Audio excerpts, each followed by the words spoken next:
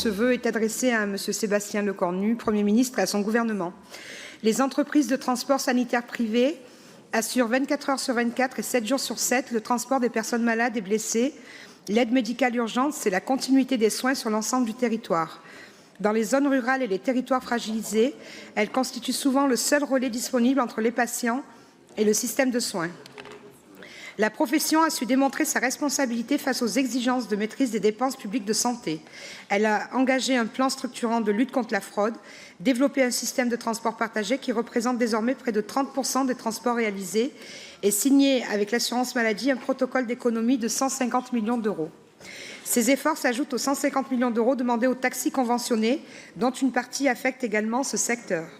Pourtant, ces efforts n'ont pas été récompensés d'une juste contrepartie tarifaire. Les tarifs du transport urgent préhospitalier n'ont pas été revalorisés depuis 2018, tandis que les charges ont fortement progressé. Coût du carburant, équipements médicaux, coût des véhicules et assurances. Le choc pétrolier lié aux tensions géopolitiques aggrave encore plus une situation déjà critique.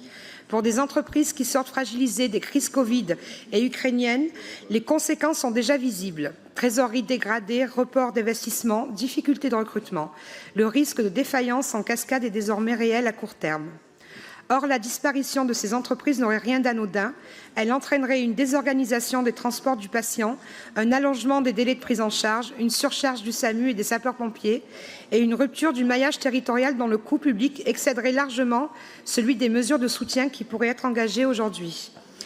Ainsi, par ce vœu, le Conseil régional Auvergne-Rhône-Alpes appelle le Premier ministre et son gouvernement à revaloriser sans délai les tarifs du transport urgent préhospitalier afin de tenir compte de l'évolution réelle des charges supportées par les entreprises du secteur, ouvrir une concertation associant la profession et les pouvoirs publics pour définir des réponses structurelles garantissant la pérennité du transport sanitaire privé sur l'ensemble du territoire, tenir compte des réalités économiques du secteur dans toute nouvelle mesure d'économie afin de préserver l'accès aux soins de l'ensemble de nos concitoyens et en particulier dans les territoires les plus fragiles. Je vous remercie.